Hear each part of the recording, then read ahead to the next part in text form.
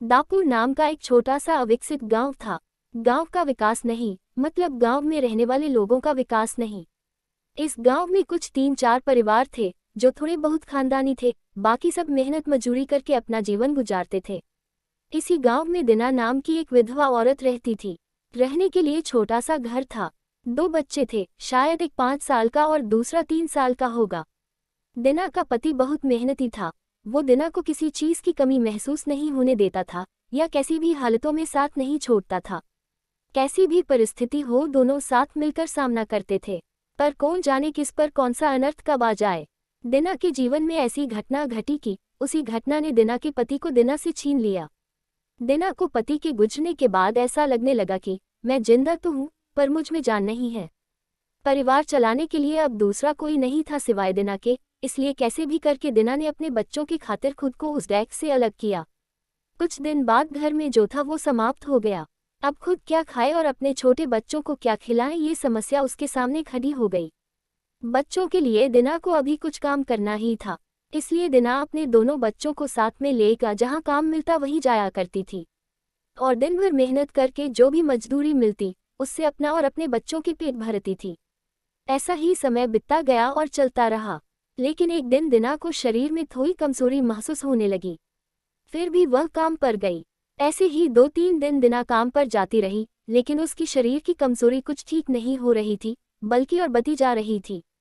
ऐसे में काम पर जाना दिना के लिए कठिन हो गया। दिना बहुत चिंतित रहने लगी, अगर काम पर नहीं गई तो मेरे बच्चे भूखे मर जाएंगे। उसी चिंता ने दिना को और कमजोर कर दिया, इतनी कमजोर कि उठने बैठने के लिए लकड़ी का सहारा लेना पड़ता था। इस कारण उसके बच्चे भूखे मर रहे थे। खाने को कुछ न मिलने के कारण और अपने बच्चों को भूखे मरते देखकर वह लकड़ी की सहायता से आज यहाँ से कुछ मांगा तो अगले दिन दूसरी ओर से कुछ मांग के अपने बच्चों को खिलाती, पर खुद भूखी सो जाती थी। ऐसे ही एक दिन वह खुद जा न सकती थी, इसलिए अपने बच्चों को समझा के खाने के लिए कुछ मांगने के लिए गाँव में भेज देती है।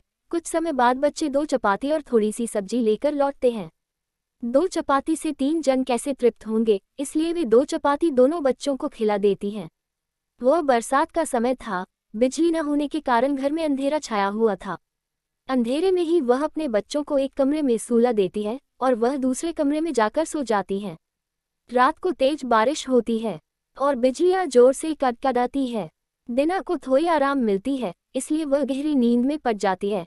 ऐसे में दिना को एक सपना दिखाई देता है। वह एकदम तंदुरुस्त हो गई है, काम पर जाती है। वह सोचती है अपने बच्चों को काफी समय से अच्छा खिलाया नहीं, इसलिए वह अपने बच्चों के लिए चविष्ट खाना बनाती है। बाद में अपने बच्चे और वह साथ में बैठकर खाना खाकर सो जाते हैं। आगे सपने में दिना ने देखा, उसके बच्चे जिस कमरे में सोए हुए थे उस कमरे का छत गिरकर उनके दोनों बच्चे मर जाते हैं। सपने में से दिना एकदम उठकर खड़ी हो जाती है, जान में जान आ जाती है और अंधेरे में ही अपने बच्चों के कमरे की ओर चल पड़ती है। कमरे में जाकर अपने बच्चों को देखकर दिना चैन की सांस लेती है। उसी समय दिना को शरीर में ज्यादा कमजोरी महसूस होती है, जिससे वह नीचे गिर जाती है और फिर वहां से उठ ही नहीं पाती है। चैन की सांस दिना की सांस ले लेती है। दोस्तों, यही होती है माँ की ममता, जो मरते दम तक अपने बच्चों की खातिर जीने का जुनून रखती है।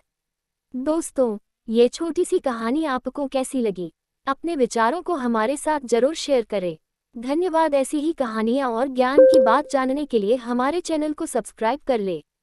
साथ साथ ही नोटिफिकेशन आइकन को भी ऑन कर ले ताकि जब भी वीडियो अपलोड हो तो नोटिफिकेशन तुरंत आपके पास पहुंचे।